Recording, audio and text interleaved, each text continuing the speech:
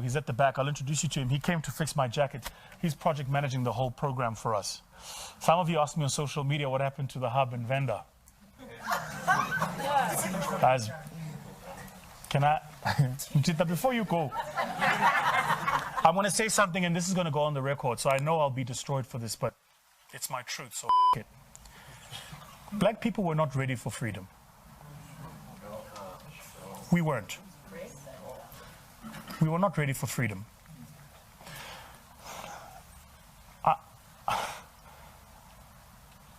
I've studied everywhere we have been liberated, whether or not we were able to liberate ourselves from our own bondage. And it's a deep question. So, study us as a people. This is not a criticism, it's a reflection. If you differ, I'm happy to share perspectives. But study us as a people.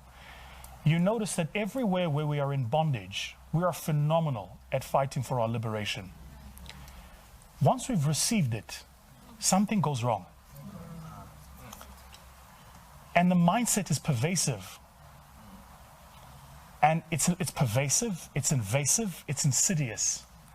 It's like a virus. And if you try and remove, you know, once a virus takes over a cell, it multiplies. And so the reason you can't remove the virus is the only way to kill it is to kill the host. That's where we are. So when a person amongst us does something, rather than celebrate, we ridicule. Rather than collaborate, we compete. Rather than support, we sabotage. I thought long and hard about why is this? Like it's been bugging me. And then I realized something, that whether it was apartheid, colonization, the Jim Crow laws in the US, all of those systems of oppression had one singularity in communication. They said to black people, only one. That's it. So in slavery days, there was only one house nigger. The rest of y'all worked in the field. When we negotiated for our South Africa, there was only Mandela at CODESA. All the other political parties had to sit and watch the ANC.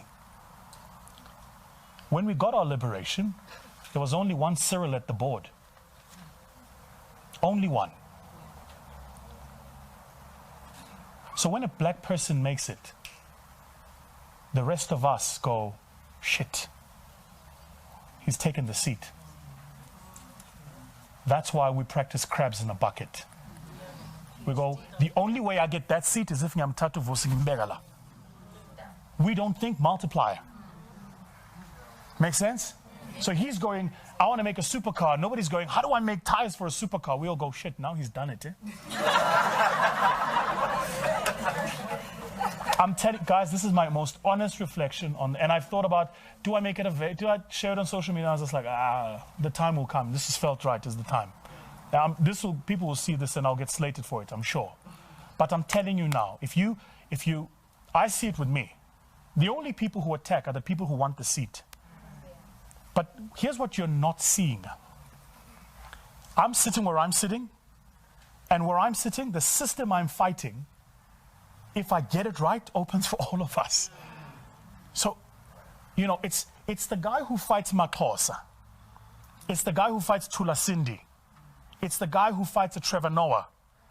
What you don't recognize is what they are doing in their spaces makes it okay for us to be in those spaces.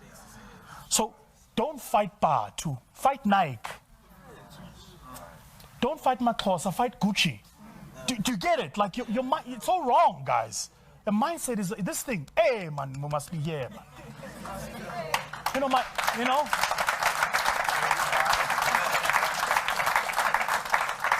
My uncle always says, "Ndanak, how never dula oblanga tanto? How never dula?" Okay, cool. So the point I'm making, and so I don't want to get into the details of what happened in Venda, but let me put it to you this way.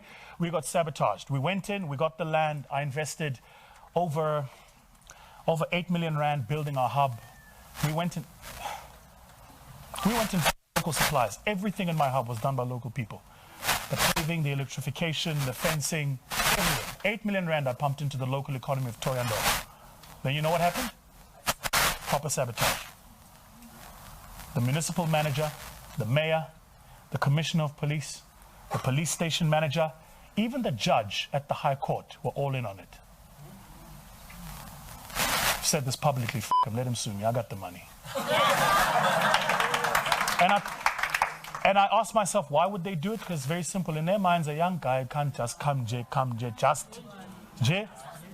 No. He must respect first. And you're just like, I'm trying to change the world. You know, like our hub was going to be free, guys, free. State of the art, running 4G networks. We were offering 200 accredited courses with the University of Pretoria, 100 more by Gibbs, and 100 by the London School of Economics. Collectively, the courses alone are going to cost me 4 million. I was going to find young entrepreneurs in the area, educate them for free to walk out with a diploma or degree. Then I was going to give them a hub that runs for free. You can just come and use it. Network, Wi-Fi, anything you want, just come and use it. It's yours. Why? Because it just makes sense too. The old people didn't see it that way. I think a lot of us are going to have to make a decision about who we're going to give the future of this continent to. Because the people in charge now, the old ones, ain't got a clue what they're doing. They don't have a clue what they're doing. When you're going to pitch at that big business, I'm going to share some news for you. Write it down. I want to listen to this gentleman. When you're going to pitch for that opportunity at that big business, let me tell you, Van Tonder is the one supporting you.